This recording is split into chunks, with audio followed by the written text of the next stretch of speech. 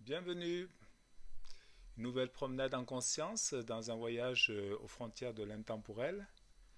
Le sujet que nous allons aborder, c'est qui suis-je? Comment définir l'indéfinissable? Pourquoi il est important de comprendre qui l'on est? Parce que le comprendre explique tout le reste. À présent, relaxez-vous.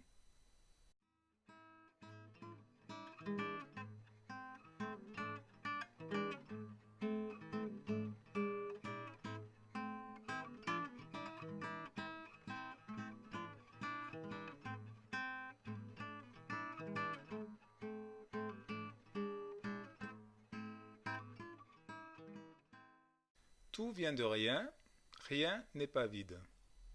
Il est un potentiel inconcevable de probabilité, baigné dans une supraconscience dotée de connaissances intuitives. Nous sommes dans l'intemporel, dans le non-créé, le potentiel.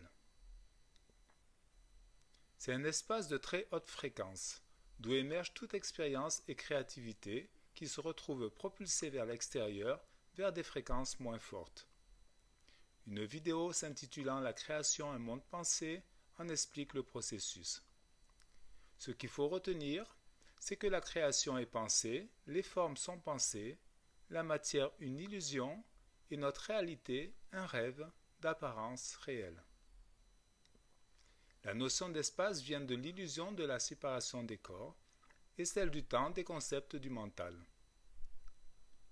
Dans sa créativité, l'âme crée le décor, les corps et joue avec dans un jeu qu'elle devra clôturer, amenant expérience et maturité.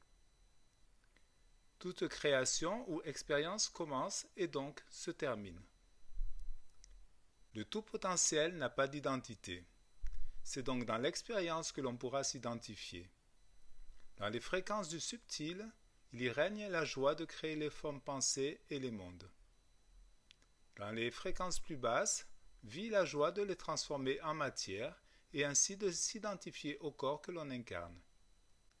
Ensuite, à travers l'incarnation, le plaisir de vivre l'illusion que l'autre ce n'est pas moi.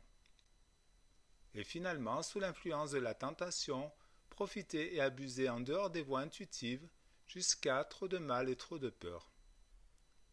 Chaque étape amène régressivement ces taux de plaisir, ici symbolisés en pourcentage, nous entraînant dans des mondes illusoires jusqu'à en perdre tout lien avec la source originelle. Toute expérience amène ses leçons.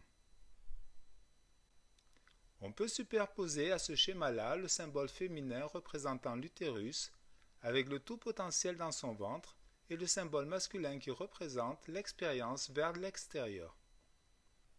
C'est l'énergie masculine qui va pousser à l'expérience jusqu'à saturation et le retour se fera centré, autant dans la verticalité que sur le plan horizontal, par la voie féminine ou divine.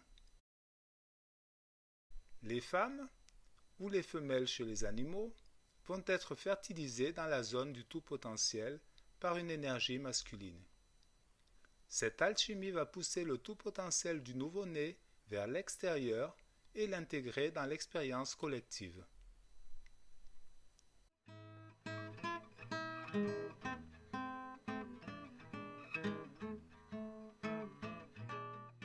Qui suis-je?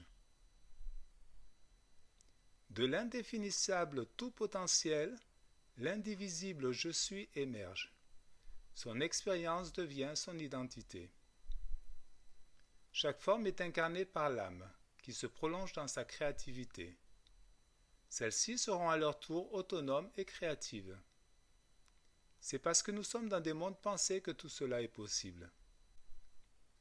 Chaque section de la branche représente une incarnation. Nous nous identifions souvent à elle sans réaliser que nous sommes la totalité, voire même le milieu où elle prend racine, le tout potentiel. De l'atome aux galaxies, tout est vivant, composé de vibrations, d'énergie, d'amour, de connaissances intuitives et de conscience. Toutes créations sont holographiques, composées d'atomes qui se structurent et s'organisent selon l'intention créative. On peut donc parler de père ou frère soleil et de sœur ou mère terre. Pourtant, bien peu en sont conscients.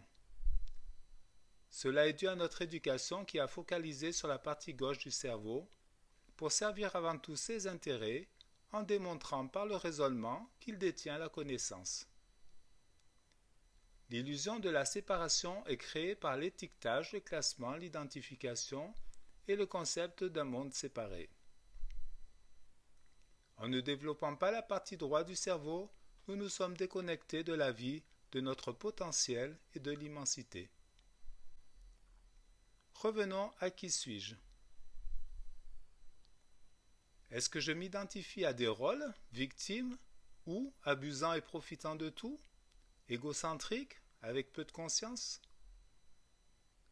Ou suis-je l'humain utilisant le mental pour rechercher et améliorer ses conditions? Ai-je une compréhension spirituelle avec une notion de karma et d'incarnation? Suis-je conscient que mon corps est le véhicule de mon âme et que mon mental seulement un outil? Suis-je familiarisé à ce que toutes formes qui m'entourent sont vivantes et conscientes? Suis-je conscient que le monde est pensé et qu'il se transforme selon les vibrations que l'on émet? Est-ce que je m'identifie à l'expérience ou en suis-je témoin? Suis-je le tout potentiel intemporel qui expérimente sans en être l'expérience? Nous avons à présent assez d'éléments pour, selon notre perception, nos ressentis et notre niveau de conscience, nous faire une idée de l'ampleur du sujet. Entre comprendre une réponse au niveau du mental et l'assimiler au niveau de notre être, il y a là aussi un beau cheminement. Il va falloir réactiver notre cerveau droit pour ne pas rester dans une perception limitée. Prendre un peu de recul face à nos expériences, en être le témoin, sans pour autant s'identifier au corps qui n'est finalement qu'un véhicule qui apparaît puis qui disparaît. Être conscient que l'on incarne toute forme dans une expérience multidimensionnelle et unifiée présente l'aspect magique et créatif de ces mondes pensés et nous propulse vers une joie de vivre, une paix intérieure. À très bientôt pour une prochaine vidéo et merci pour votre présence et pour cette attention accordée. Bien à vous.